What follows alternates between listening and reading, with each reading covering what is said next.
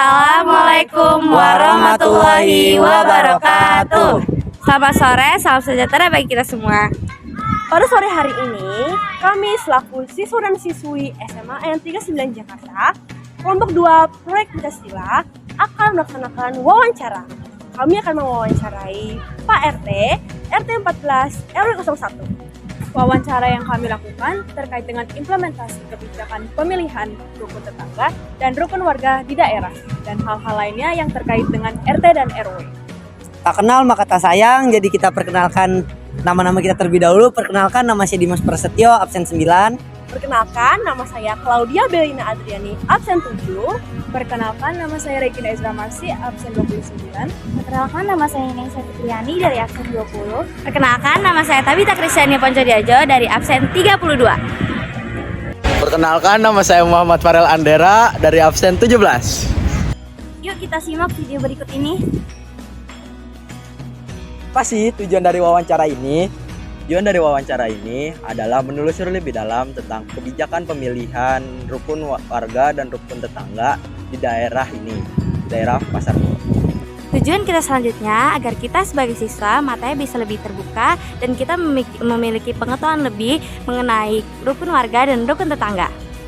Seperti pemilihan ketua RT dan RW, mekanisme pemilihan ketua RT dan RW, dan struktur organisasi yang ada. Pasti sebagai siswa, kita jarang banget tahu tentang hal-hal seperti ini. Apa sih manfaat wawancara ini secara publik? Manfaat wawancara ini secara umum, yaitu kita dapat memperoleh ilmu yang lebih dalam lagi mengenai rukun tetangga dan rukun warga, dan juga kita mengetahui bagaimana sistem organisasi RT dan RW, serta kita juga bisa memberikan referensi bagi masyarakat setempat yang kedepannya sekiranya ingin menjadi ketua RT dan RW. Apa sih manfaat wawancara ini bagi kita selaku pelajar Pancasila? Selain memperbanyak ilmu pengetahuan kita sebagai siswa, dengan kerja kelompok seperti ini, terutama tugas kita untuk mewawancarai seorang narasumber, kita dapat melatih kemampuan untuk bekerja sama. Kita juga dapat mempererat tali persaudaraan kita antara teman-teman. Selain itu, kita juga dapat meningkatkan kreativitas kita, meningkatkan kemampuan bersosialisasi, dan juga mengatur waktu antara mengerjakan tugas kelompok dan tugas-tugas lainnya. Tanpa lama-lama lagi, yuk langsung kita wawancarai Pak RT dari RT 14 RW 01.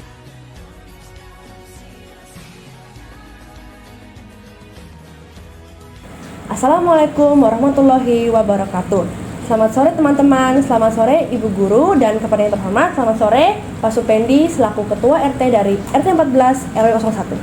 Perkenalkan, nama saya Claudia Belina Adriani selaku siswi dari SMA Negeri 39 Jakarta. Pada sore hari ini, kami akan melaksanakan wawancara kepada Pak RT, Pak Supendi, Pak RT dari RT 14 RW 01. Dan perkenalkan, nama saya Regina, juga siswi dari SMA N 39 Jakarta. Hari ini saya akan mewawancarai Bapak terkait dengan implementasi pemilihan ketua RT dan RW setempat, dan juga hal-hal yang lain yang berhubungan dengan RT dan RW. Sebelum itu, apakah Bapak berkenan untuk memperkenalkan nama Bapak serta jabatan dan masa jabatan Bapak sebagai ketua RT? Nama saya Supendi. Saya masa jabatan saya 5 tahun, berakhir masa jabatannya November 2027.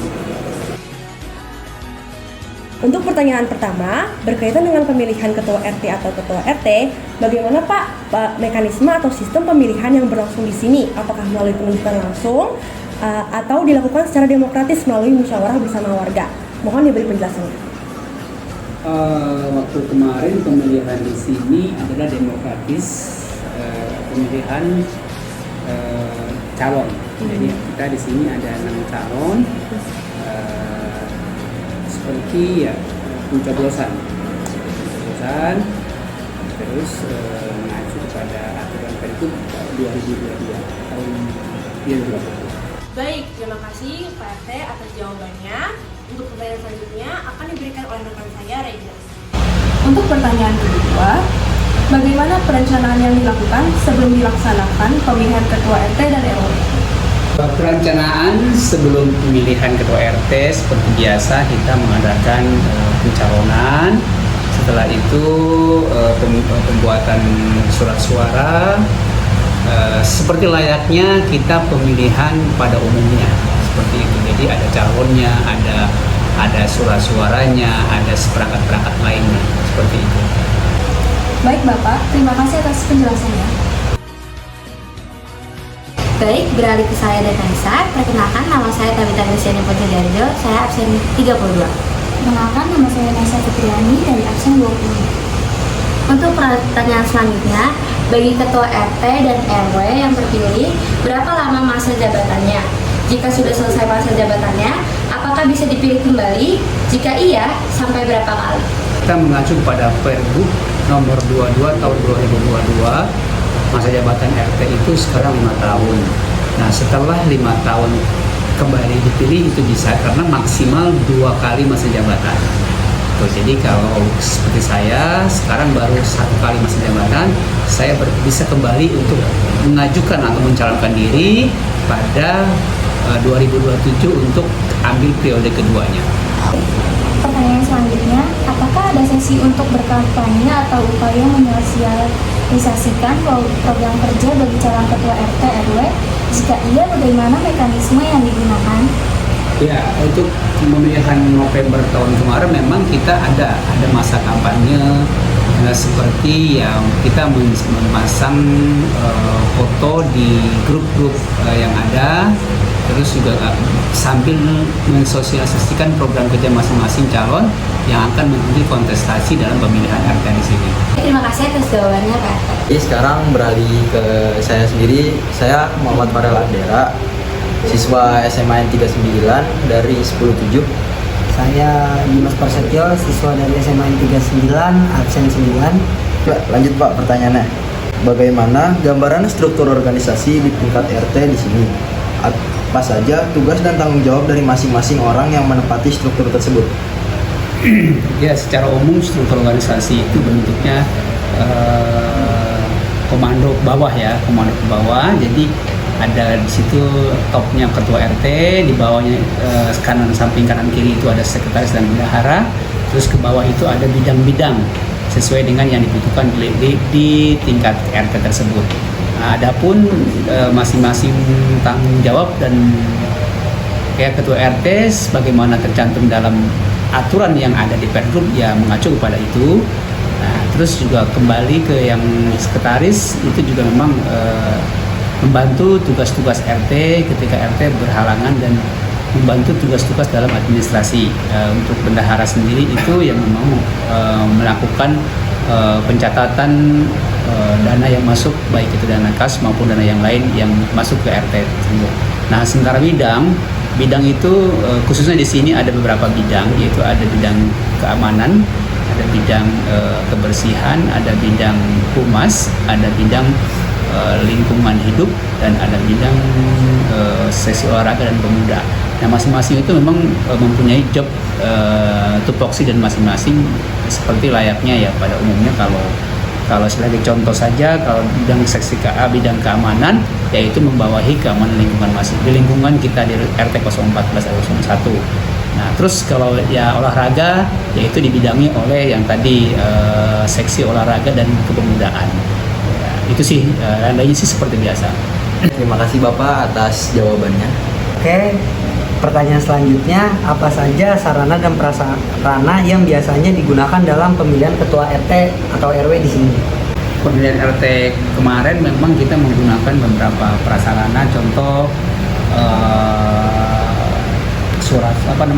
kotak suara, bilik suara, terus pamflet atau spanduk untuk visi-misi dari para calon yang ada, dan mungkin ya lain-lain lah, tidak bisa sebutkan.